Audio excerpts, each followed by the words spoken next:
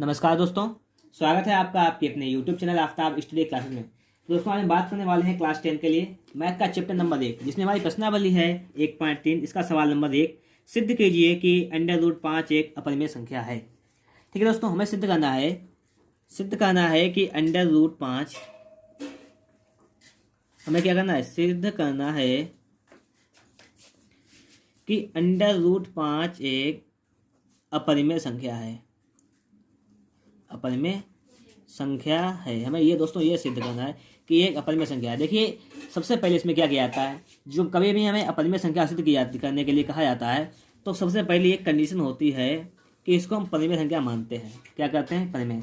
तो मान लेंगे कि माना √5 एक परिमेय संख्या है। मैंने माना √5 एक परिमेय संख्या है। ठीक है, ये मान लिया है कि √5 एक परिमेय संख्या है। आप जानते हैं कि परिमेय संख्या क्या होती हैं, कि वे संख्याएं जिन्हें P/Q के रूप में लिखा जा सके। तो इसको हम लिख सकते हैं √5 बराबर P/Q, ये लिख सकते हैं।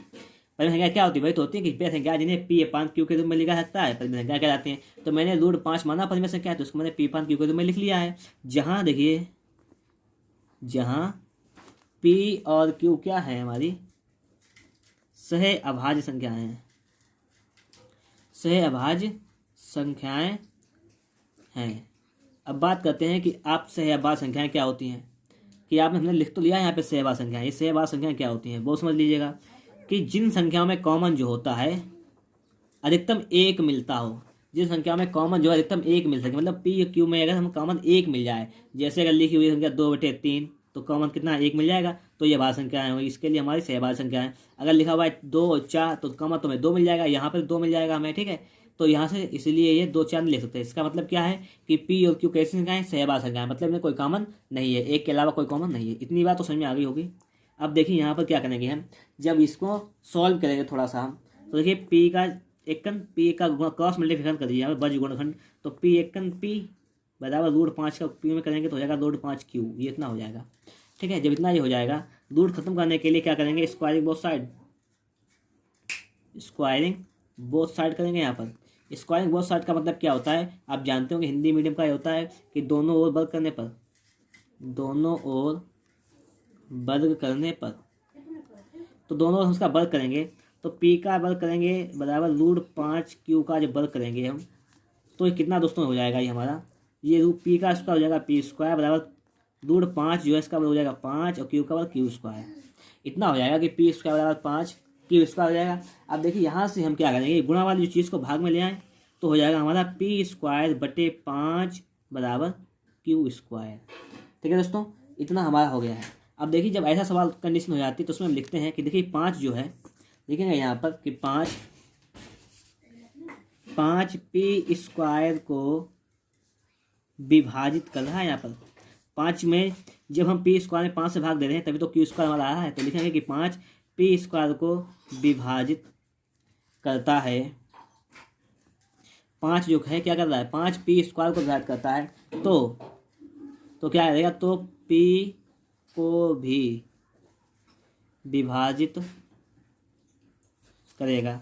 मतलब समझिएगा बात आपको यहाँ पर, कि जब ये 5 जो है वो P स्क्वायर को विभाजित करेगा, तो देखिए कि 5 P स्क्वायर को विभाजित करता है तो P को भी विभाजित करेगा। तो देखिए जब 5 जो है P स्क्वायर को विभाजित करता है तो ये P को विभाजित करेगा। इसलिए क्या हो जाएगा यहाँ पर, अतः जो हमारा 5 होगा, 5 क्या होगा, P का गुणनखंड होगा। तो दोस्तों हमारा 5 क्या हो जाएगा, जो हमारा 5 P का गुणनखंड हो जाएगा। तो देखिए यहाँ से क्या आती है, हमारा एक स्टेप खत्म हुआ यहाँ पर, हमारे यहाँ पर एक स्टेप खत्म हो गया। देखिए दूसरा स्टेप इसी सवाल में क्या कहता है, इसी सवाल में आगे बढ़ते हैं। सिद्ध करने के लिए हमें क्या करना पड़ेगा, देखिए इसको हम क्या करेंगे, ये जो हमारा लिखा हुआ था कि P स्क्वायर बटे 5 बराबर Q स्क्वायर लिखा हुआ था, तो देखिए इसको अगर हम कर लें यहाँ पर समीकरण 1 मान लें, इसको अगर हम समीकरण 1 मान लें। अब देखिए हमने क्या बात निकाला है कि P 5 का गुणनखंड तो हो गया है। अब हम P की जगह पे कुछ वैल्यू रखेंगे। हम देखेंगे कि माना P बराबर, अब देखिए अगर हम सिद्ध करना है 5 हमें या 6 7 जो भी सिद्ध करना है तो संख्या को लिख लेंगे 5, और अपने पास से हम कोई अक्षर ABCD का कोई जेड तक कोई भी एक अक्षर मान लेते हैं। हमने मान लिया हमारा P बराबर 5 के समीकरण हमने 1 में रखने पर, समीकरण 1 में रखने पर। क्यों? क्योंकि देखिए हमें यहाँ पी का जब वैल्यू रखेंगे तो हमें क्यू में कुछ देखने मिल जाएगा, तो बस सवाल लग जाएगा हमारा। तो हमने पी का वैल्यू रख लिया इसमें यहाँ पर इतना। अब देखिए क्या हो जाएगा यहाँ पर, जब पी बराबर 5 के हम रखेंगे समीकरण 1 में, तो देखिए क्या हो जाएगा, पी की जगह पर रखेंगे 5 के, तो हो जाएगा 5 के इसका स्क्वायर बटे 5 बराबर क्यू स्क्वायर, ये हो जाएगा। आगे सॉल्व करेंगे तो 5 का वर्ग होता है 25, तो हो जाएगा 25 के स्क्वायर बटे 5 बराबर क्यू स्क्वायर। 5 से कट जाएगा 5 में 25, आ जाएगा कि 5 के स्क्वायर बराबर आ जाएगा हमारा क्यू स्क्वायर। इसका मतलब क्या है यहाँ पर, कि यहाँ पर देखिए क्यू स्क्वायर बटे में ये 5 है, गुणा वाला बटे में चल जाएगा, बटे में 5 बराबर के स्क्वायर, हमारा ये इतना मिल जाएगा, इससे ये तो मिल जाएगा। इसका मतलब क्या है, इसका मतलब यहाँ पर ये है कि समझिएगा बात यहाँ पर आप लोग, तो देखिएगा यहाँ पर हमारा आ गया है क्यू स्क्वायर बटे 5 बराबर के स्क्वायर, ये तो आ गया हमारा यहाँ पर, हमारा ये आ गया देखिए यहाँ पर कि क्यू स्क्वायर बटे 5 ये बराबर के स्क्वायर आ गया। इसका मतलब क्या है, जो कंडीशन हमारे यहाँ पर थी लिखा था वही हम लिखेंगे यहाँ पर।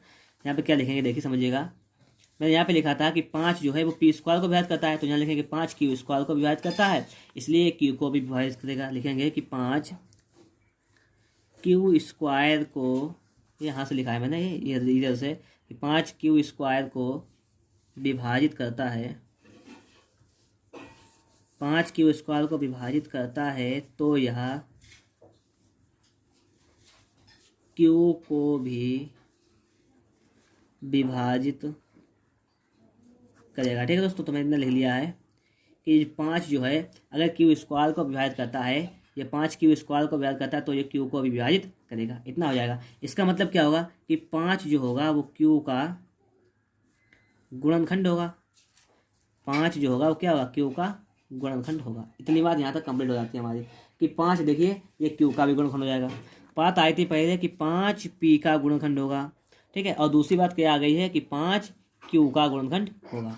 ये दो कंडीशन आ गई है। देखिए इस प्रकार से हम क्या कह सकते हैं कि जो 5 हमारा है, इस प्रकार से हम ये कह सकते हैं कि 5 जो है वो पी और क्यू दोनों का उभयनिष्ठ, 5 जो है पी और क्यू दोनों का उभयनिष्ठ गुणनखंड होगा।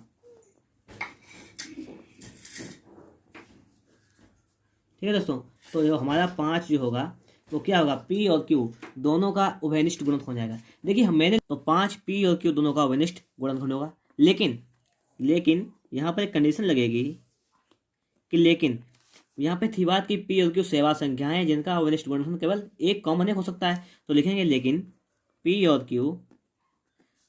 क्यू सहअभाज्य संख्याएं हैं, पी और क्यू सेवा संख्याएं हैं जिनका उभयनिष्ठ गुणनखंड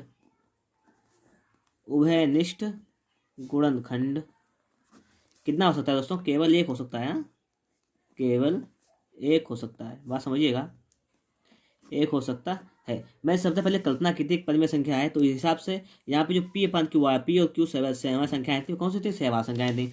सेवा संख्या का मतलब होता है उभयनिष्ठ गुणनखंड एक, लेकिन यहाँ उभयनिष्ठ गुणनखंड कितना मिल रहा है, 5 मिल रहा है। ठीक है, तो इस प्रकार से हम लिखेंगे कि अतः हमारी अवधारणा, हमने अवधारणा या कल्पना, हमने जो कल्पना की थी कि यह परिमेय संख्या माना था, उसे अवधारणा या कल्पना गलत है। हमने क्या कल्पना की थी, अतः हमारी अवधारणा गलत है कि हमने कल्पना की थी कि √5 एक परिमेय संख्या है। हमने ये तो कल्पना की थी परिमेय संख्या है, तो हमारी कल्पना गलत होगी कि अतः हमारी अवधारणा गलत है कि √5 एक परिमेय संख्या है। तो इस प्रकार से क्या हो जाएगी, तो इसलिए अतः इस प्रकार √5 एक क्या होगी, एक अपरिमेय संख्या है। तो √5 एक अपरिमेय संख्या है दोस्तों। ठीक है, तो इस प्रकार से आपका सवाल ये जो है वो सॉल्व हो गया है। अगर आपने अभी तक हमारे चैनल को सब्सक्राइब नहीं किया है तो चैनल को सब्सक्राइब करें फटाफट से।